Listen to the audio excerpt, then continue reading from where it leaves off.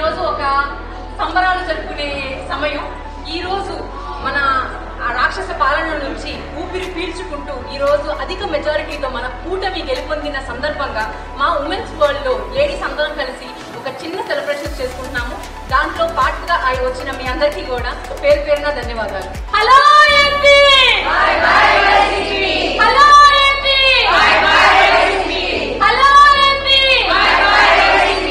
మా అందరి తరఫున కంగ్రాచులేషన్స్ పెమ్మసాని గారు, కంగ్రాచులేషన్స్ కళా మాధవి గారు,